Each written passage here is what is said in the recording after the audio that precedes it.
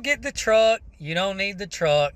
You don't need a $60,000, $70,000 truck. I promise you, you can take a 90-day break from Instagram and do nothing else. And I guarantee you that in a couple weeks, you will find your mood to be better. If you get money for Christmas, don't spend it.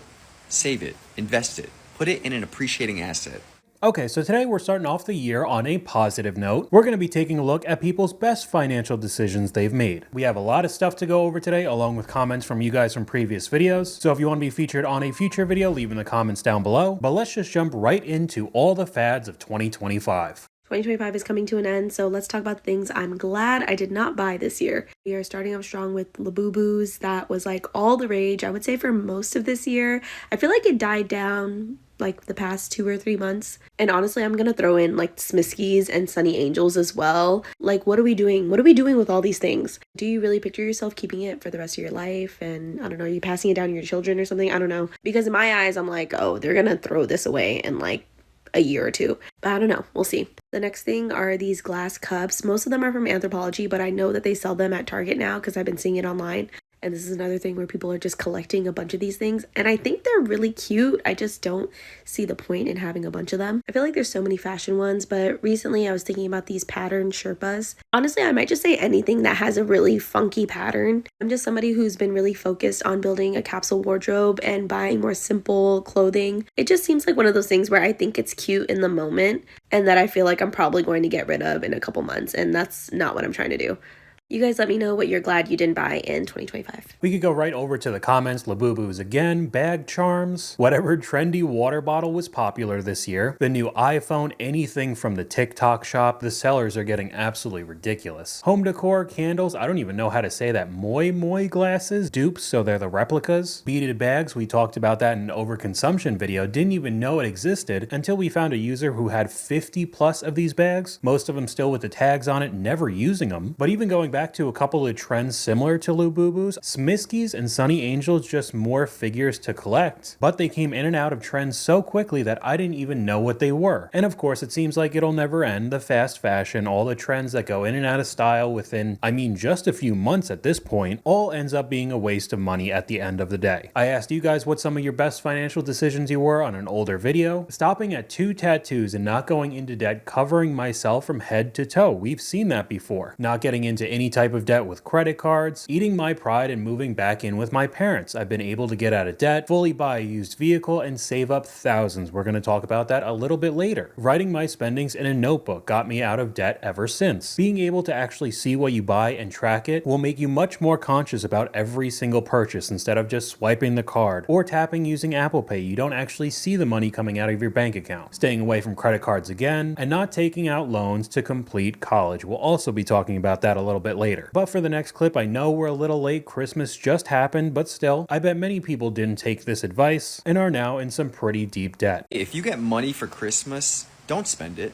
Save it. Invest it. Put it in an appreciating asset. Don't be an idiot. This is your reminder this holiday season to not go into debt financing Christmas gifts that people are going to forget about in 3 weeks. There's nothing cute about being a Klarna Bay. Listen, we just finished paying off our credit card that we've had a balance on for maybe like 2 to 3 years. And majority of the balance that was on that card was from Christmases of the past. We were never prepared for Christmas and we always had to put it on credit cards. And we just barely paid it off for 3 years later. So here's your reminder. You don't need to go into debt to pay off Christmas. You don't want to be paying this Christmas gifts off in 3 years. I promise you, it's super annoying and they probably won't be playing with any of the toys that you bought. So don't do it. Save up your money, pay for things in cash. If you can't pay for a lot, then have them talk about it and make Christmas special in other ways. Don't go in credit card debt for Christmas. I would say especially if you're going into debt to buy your kids presents, if they are at a younger age where they just want every single toy that they see, most likely unless it's the main present that they want, they're going to use it for a couple weeks at best and then it's just going to go into the pile with the rest of the toys. Never to be played with again and eventually thrown out, but that was still money in your bank account at one time. However, we're going to go back to the guy who made the Klarna comment because in recent news, the Klarna glitch has gained a lot of popularity. If you didn't know anything about the chase Chase Bank glitch that was just bank fraud, it's in a pretty similar realm. And yeah, not giving your account to somebody, especially with your social security number, would be a pretty good financial decision. The method is Klarna. That's how they're doing it. I got a text, oh, you want to make money? I said no. He said, oh, well, I use Klarna. Come on. I'm good. Why would I want to give you my Klarna account with my SSN to max it out and then I'd be in debt? Somebody gonna say 10K right up front. Your credit score is going to be the size of your shoe if you keep messing around. No thanks. Okay, so basically what's happening right now is people are just straight up committing fraud. They are maxing out Klarna accounts and buying a whole bunch of different items to possibly resell. I've seen a lot of iPhones going into Best Buy in general, electronics, spending thousands or tens of thousands of dollars. However, there are clearly consequences to this if you do this on your own Klarna account. They report back and hurt your credit score, obviously, if you don't pay it back. I wouldn't be surprised down the road they would start suing people, but others are stealing social security numbers currently, creating a Klarna account in your name, and then racking up the debt. So this is something you need to be very aware of. That's why I have a whole scam series on this channel. But yeah, in the same way that people were showing off the Chase Bank glitch and then getting into 5-6 figures worth of debt because they thought it was free money, we now have the Klarna glitch, or the Klarna method. And we can take a look at the comments right here. They didn't learn after the Chase glitch, aka bank fraud. People don't care about their credit till they have to get an apartment or car insurance and you're denied or paying triple. Pretty sure they show up on your credit report now too. Yes, they do. No one's doing this using their SSN. They're buying someone else's and using that. But from the clip we just saw, we have people trying to trick others into giving them their Klarna account with their social security number, racking it up, trying to make it sound like it's free money when it's obviously not. We have a comment from you guys right here. Never going out to eat and cooking my meals at home is #1 for 2025. Not only did I save money, but lost 30 pounds as well.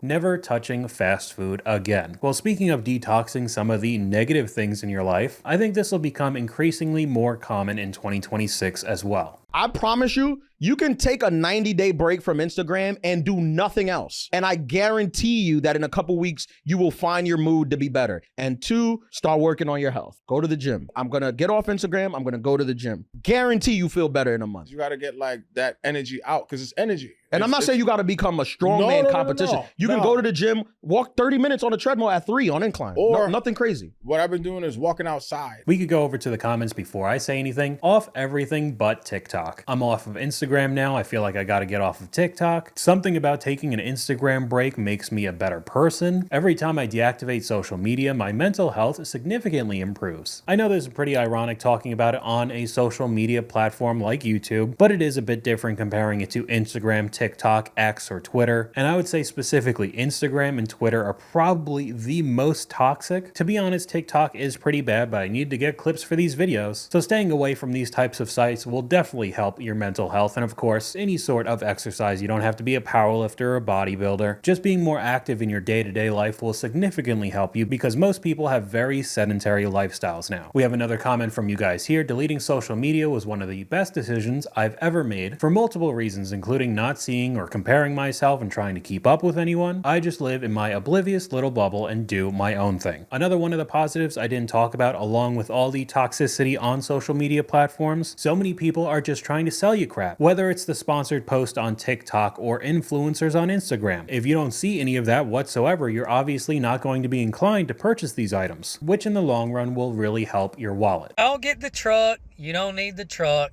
You don't need a $60,000, $70,000 truck. You don't need a $1,500, $2,000 truck note every month. You say you need a reliable vehicle. That's just an excuse to get the truck you want because you want it. All right? Let's just say the vehicle you got right now breaks down and you got to pay $2,000 to have it fixed. That's one time. If you get a new truck and let's just say the note's $1,000, that's $1,000 every month. Do some math, some quick maths, brother. All right, you could go find you like a $15,000 truck with a few miles on it, and you could even talk them down a little bit more. Get a good deal on a really decent truck. I wouldn't get no 2026 truck. Hell no, those prices are way too high. They have lost their minds. People have lost their minds. I get that some people genuinely need pickup trucks for their jobs, but sometimes it also becomes their identity, so they want the biggest and baddest they possibly could get, and a good amount of the times that means they can't actually afford it. And even though this was good advice, in my opinion, the comment section was not great. Everybody just posting their brand new pickup trucks. Why didn't you post this earlier, Unk? I don't care, with a big Ram 1500. Why not the 2026? It was just photo after photo, so I know I'm just yelling into the void when it comes to some people. You can't really change their ways, you have to let them make their own mistakes, but we could also lump in the family vehicles while we're at it. All right, who else is rocking double car seats in a full-size car, sedan? Not the SUV, not the big SUV, minivan, whatever.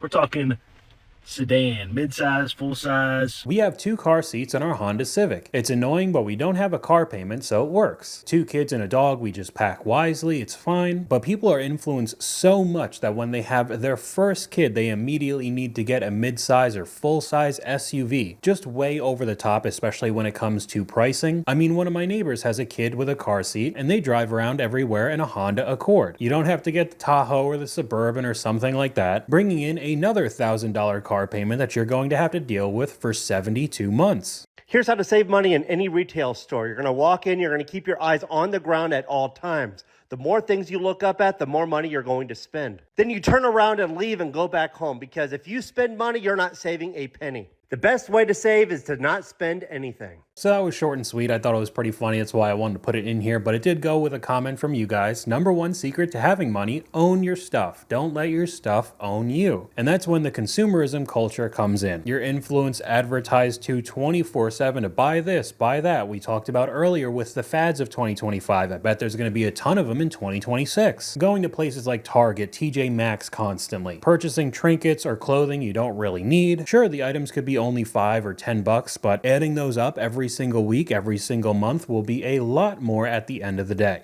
Get ready with me while I tell you guys things that I will not be buying in 2026. My husband has really been on me about saving money lately because we paid for our wedding and honeymoon this year, and so we definitely need to financially recover. He also just makes fun of me all the time because I'm quite the overconsumer. The first thing I won't be buying in 2026 is any type of high-end expensive face wash. There's literally no reason, in my opinion, to go to Sephora and pay like $50 for face wash. Next thing I feel like is on a lot of people's no-buy list, that is cheap, bad quality, fast fashion pieces. Past year, I've started to try and step into like a staple capsule wardrobe. I really want to stop buying clothes just because they're like trendy right now. Next thing I want to quit buying is any type of cheap jewelry. I've actually always been kind of decent at this one, mainly because I only want to buy jewelry if I can wear it in the shower and not have to take it off and it won't tarnish. Something I really want to stop doing in 2026 is going on like solo coffee dates. We were gifted an espresso machine for our wedding. Not to toot my own horn or anything, but I honestly prefer the coffees that I make at home compared to the $8 lattes that I buy at a coffee shop. Okay, so the coffee one for me recently, I've started to see how much they actually were. If you decide to buy one of these fancy machines for your house, they are hundreds, I mean up to $500-$600 I saw. And for many people, that doesn't mean that they're cutting out the Starbucks or Dunkin' Donuts completely. They would spend a massive amount of money for their machine at home, and then when they were out, they were still buying an $8 coffee each time from Starbucks. That's crazy to me. Another thing that helps stop with the impulse buying and consumerism, we have a comment from you guys: putting all the things that I want in my Amazon cart and then not buying them for a month. The number of items that I move to save for later and don't purchase is amazing. The convenience of online shopping just on your phone will get people to buy things that they don't really want, and being able to realize and stop that will definitely help your bank account. Now, the next one we have here is a lot more common than I thought. We've seen similar examples to this very often on this channel recently. I woke up this morning to a message on Facebook from a girl that I was really close with growing up, and obviously we aren't close anymore because she's messaged me on Facebook. She was asking for $20 for gas money because times were really hard financially for all of us. And I almost sent it because I'm thinking, like, if $20 is gonna solve like all of your problems right now, it's a low point in your life. But then I noticed there were messages above it, and I scrolled up. Well, the last time we have spoke was in 2021. The low point in my life was when my little sister died in 2023, and there's nothing there. So good luck with that gas money. Okay, so there's a couple things that I wanted to talk about. Of course, another example of trying to guilt trip people into giving you money, even your past friends and family members. There's been a lot of examples from the Dave Ramsey show about this. Clearly, they don't care about you. They just want the 20 bucks and they'll disappear. Or possibly something else that's happening is that they got hacked. With the amount of data leaks and breaches happening all the time with really any company you could think of, getting your accounts hacked and people trying to scam has become a lot more common. So that could be a possibility too. Some sort of scammer goes and messages everybody on your friends list asking for just 20 bucks. You know, it's not that bad. They'll possibly get a couple people feeling guilty and then they'll run to another hacked account over and over again. I'm not saying that's exactly what happened here, but it could be a possibility and something you need to be aware of. A girl from my school messaged me on Facebook asking for money, and I said that I'm starting a new job so I don't get paid for 2 weeks. She left me on red and then asked me 2 weeks later. My best friend in high school asked me to let her boyfriend stay with me for a night because the homeless shelters weren't accepting him. I live 3 hours from her and we haven't spoken in a good 4 years. Yeah, that does not seem like the best situation. But we can move on going over to some good old-fashioned de-influencing. In case the world made you forget, going into debt for your wedding is not normal. Paying $300 a month for a gym membership is not normal. Traveling internationally every year is not normal. And buying lunch at your 9 to 5 every day is not normal. Got you. Needing roommates in your mid to late 20s is normal. Buying clothes secondhand or at a thrift store is normal. Not maxing out your Roth or 401k is normal. Leasing a luxury car in your 20s is not normal. Spending $200 on a night out, not normal. Now these are pretty simple and straightforward, but when we go over to the comment section, it was funny to see that one of his takes, everybody got up in arms about. You lost me at the international travel one. Traveling internationally every year is normal, especially if it's once a year. He replied to this one, the vast majority of people probably aren't traveling internationally every year. Traveling internationally is not normal. He replies again, it's definitely a privilege. Agreed with everything, but traveling is a must every year. We deserve it. Starting to sound like some of the guests on the financial audit. I'm not saying that nobody should travel, period. If you have the money and the means to do so, that's completely fine. But saying things like we deserve it if you don't have the funds, thinking that it's normal spending a ton of money for the flights, the hotels, Airbnb, whatever travel plans people decide to have, is not normal, especially in today's climate, because it could be very expensive. Again, if you have funds to do so and you're not going into debt to travel, I think that's completely fine. But just trying to normalize going on vacations constantly when most people go into debt for it is not a good decision whatsoever. Now we could switch over to something that's a little bit different from most of the clips that we see on this channel. I know most of the time I just sound like you have to be frugal 24/7, not spend a dime, but there are still purchases you could have that make your quality of life way better. What has the best money spent to life improvement ratio? Something you didn't spend a lot of money on, but it has improved your life greatly. The wristbands that keep water from running down your arms when you wash your face. I feel like that would actually be pretty solid. A bidet for sure. Use it every day and genuinely is the greatest life improvement. I have to take their word for it with that one. I heard that whenever you spend money that gives you back more time, then you've spent that money well. I agree with that as well. Same thing as I said before though. As long as you have the money to do so and you're not going into debt. We have other comments, AirPods, grocery delivery, $20 a month gym membership, YouTube Premium, all of those ads add up for the time wasted. And I rather YouTube Music to Spotify. I think personally, I have the exact same thought. The way I use YouTube is the way a lot of people use Netflix, Peacock, Hulu, all of the other streaming services. So for me, YouTube Premium along with the music benefits me a lot more than the other services. A home gym, all my machines are always open and I can lift whenever from home, and a good mattress, spending almost half of my life laying on it. So I know it sounds like I'm trying to be cheap as possible in a lot of my videos to save money, but there are some things that could be genuinely good purchases, even if they are a bit on the expensive side, but will increase your quality of life greatly. Here are 4 expensive items I see financially irresponsible young people buying that drives me crazy. And this all has to do with what I like to call lifestyle creep or lifestyle inflation. Once you start buying nicer things, once you start getting used to and accustomed to those nice things, you will never go back to wanting the cheaper option. And I'm not saying don't enjoy the fruits of your labor, just be very careful that what you choose to upgrade is something that's sustainable for like how much money you're making and the lifestyle that you want to live. The first one, and arguably the worst one, is bottle service. Bottle service can be hundreds or even thousands of dollars per person, and I've done it. It's a lot of fun, but it is never even remotely close to being worth the money. The second, and this is what I see probably the most amount of young people do as they get more money, like earn higher income, is they buy watches, they buy jewelry, they buy designer handbags, they buy all these accessories, and you don't need them. And I'm not saying that every purchase needs to be a utilitarian purchase, but like think about it for a second. Are you getting that because you genuinely enjoy it or because it's a flex? And I'm not saying that like all of them are necessarily horrible purchases, but you're not going to sit here and tell me that like Loro Piana, the quality of it is like worth the money. It's not. You could buy like 100 sweaters for the price of one Loro Piana sweater. Like, I don't believe you that it's worth the money. The third one is renting a super expensive apartment straight out of college. I'm of the opinion when you're a young person, your apartment is really only a place that you put your head down to sleep for 8 hours a night.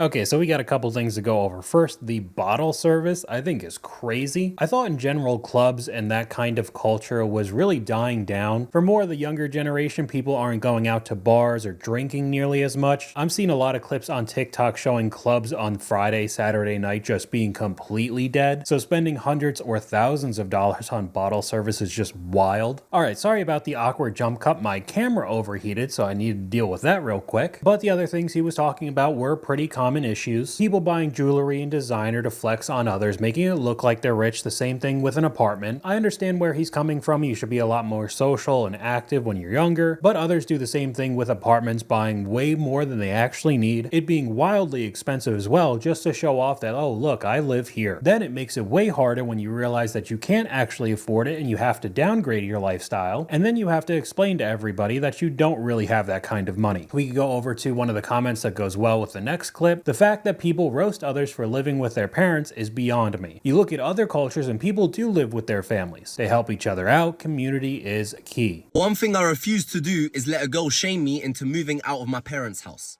I said I live with my parents. I didn't say I'm not saving. You trying to shame me just shows me that you're just some financially illiterate person. I don't even want to deal with you in the first place. I said I live with my mum and dad, the two people that love me the most in life. They have allowed me to save for a house. Why am I trying to move out for you? Very similar to the previous clip talking about the apartments to show off to others. I know that there are some examples where the kids just mooch off of their parents. They don't have a job. They don't really do anything. And it really gives a bad rap for everybody else doing the same. I don't have to tell you how difficult the job market is, housing prices. The overall cost of living is insane. So if you can stay with your parents and save up as much money as possible, it'll put you way farther ahead financially. Now we could go over to a clip that we don't see too often, a positive outcome from the financial audit. Woo! $5,275.27 gone. Yes. 33.24% interest. That's incredible. What are we seeing with this one main? That is the loan payment. So you paid off the other 3,729? Yes. Incredible, because that was at 35.99. And we're looking at like 9,000 hours of high interest debt paid off. That's fantastic. Your debt minimum monthly payments at the time were 1,160, which was obviously chunky. That was about a third. Yeah. We were sitting at 282. Should have been pretty manageable. Looks like it was. It's gone. Yeah. Beautiful. Love it. Love it. Love it. Love it. Love it. Love it. Credit one. I don't know which credit one this is. The 600 and something one. That was and that's gone. Yeah, that's gone. Woo!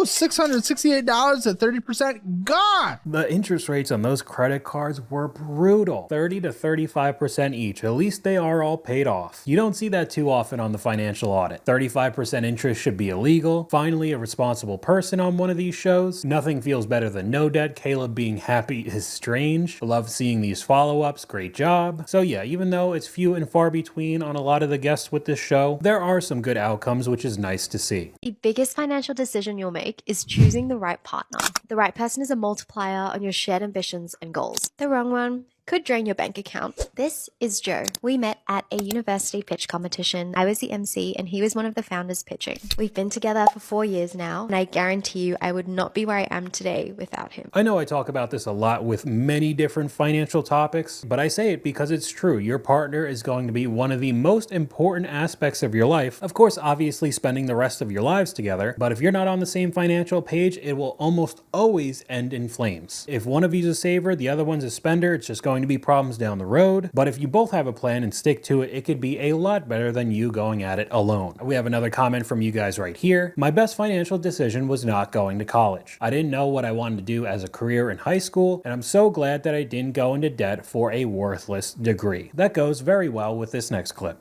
I was 21, I made a critical decision that likely saved my entire career and financial future. Let me tell you exactly what that was in case you are at the risk of falling into this exact trap. As the daughter of Asian immigrants, it's not uncommon at all that the knee-jerk reaction for every parent is to push their children to get more degrees. So get an MBA, go and get a law degree, go and do, PhD, whatever. They're obsessed with it. And I said to my mom, I think I'm just gonna go to work. And my mom said, no, I will pay for your law degree. Pay. That's funny because she didn't really pay for my bachelor's degree. I worked a ton of jobs just to make it, right? I had to skip out on buying some school textbooks because that's how low I was running on cash. And so I still have student debt from bachelor's degree. And she's over here preaching, trying to bribe me to trust her that she's going to pay for my degree just to kind of bribe me to go for a law degree. Now we have a couple things to talk about. First, with the family members, a lot of parents want to either live vicariously through their kids or be able to show off that, look, my kid has a law degree, a PhD, even though now they're in a crippling amount of debt or possibly in an entire field that they didn't want to go to in the first place. And the other issue, basically lying to her daughter saying that she was going to pay for it just to try to bribe her to get that degree. That's a pretty crazy thing to do in my opinion, and along with having to be very on top of what degrees do well right now in this economy, you could possibly rack up a whole bunch of certificates, degrees, PhDs, and still be in a pretty bad spot in today's job market. I'm not saying that you shouldn't go to college, but along with the comment from before, you should definitely have a game plan start to finish. We could take a look at some of the comments here. 100%, some of us were taught the only way to become successful was to get numerous degrees from universities. There are just so many things that aren't taken into account when going into that path. And most of that time, that means an unbelievable amount of debt. But we could finish off this video with a little bit of advice for people who are currently doing well right now. I think it is pretty obvious, especially if you look at the influencer sphere on social media. People are getting really tired of seeing luxury and super expensive lifestyles being shoved into our face, but we'll just roll the clip. One tip that I learned from the people in my life who are the best with their money is to pretend that you don't have it. The key to having money is to live like you're broke.